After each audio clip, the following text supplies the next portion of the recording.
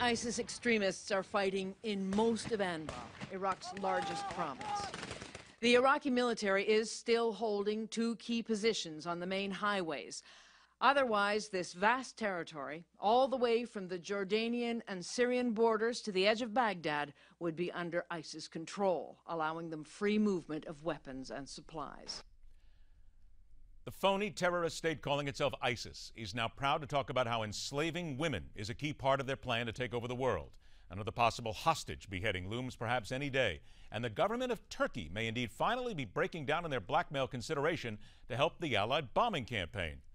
Welcome back to MidPoint to garner some real intel on what the facts are. Former CIA analyst Lisa Ruth joins us right here in the studio.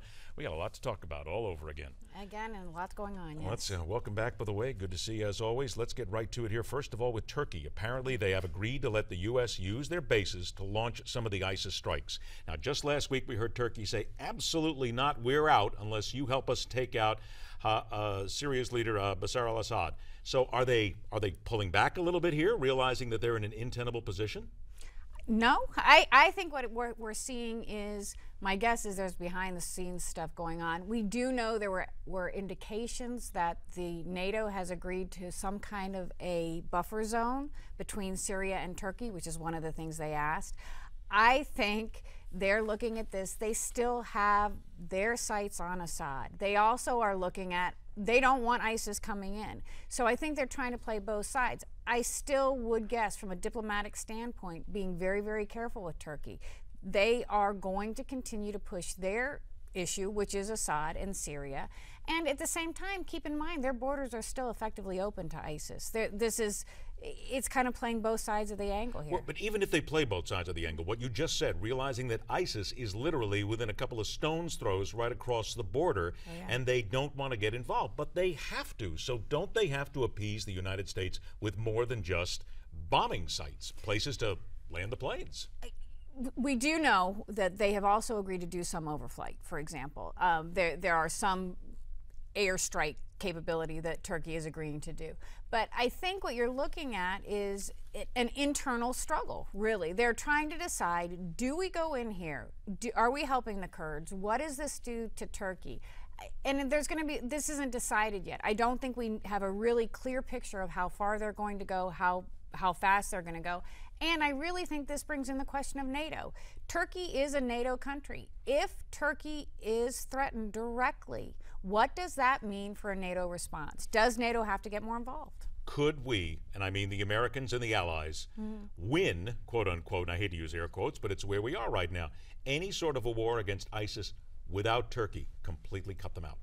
I don't see how. Much in the same way that we couldn't defeat them or contain them or whatever the answer is without going into Syria. You can't stop ISIS without Turkey. As long as they have, this is a huge border area that we know is largely responsible for giving them the strength they've got right now, both in terms of bringing weapons and people in and bringing oil out.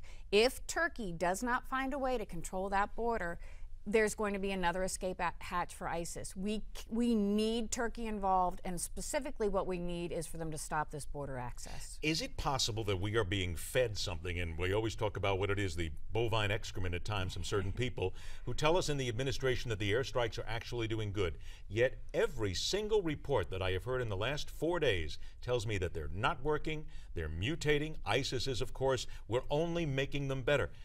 The American people want to know, where's the truth? What does our intel tell us? Our intel tells us, and again, it doesn't have to be our intel.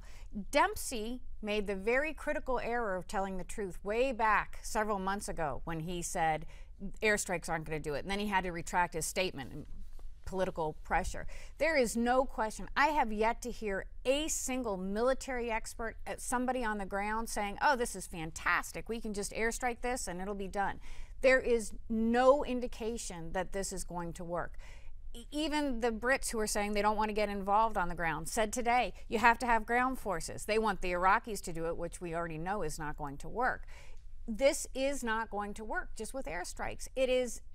it's such a Band-Aid approach, and as ISIS is approaching Baghdad, it seems to me red flags are going up. We, and I mean the world, we, are going to have to make a decision. Are we willing to allow ISIS to fall, or are we going to take action beyond what we're doing right now? Because this is not working. All right, you mentioned Baghdad. Hang tight. We're going to talk about that. Lisa Ruth returns after the break.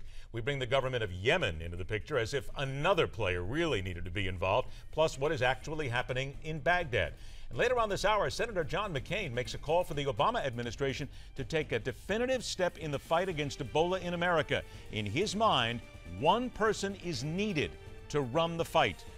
Whether or not that gets done is another question. We question everything right here on MidPoint.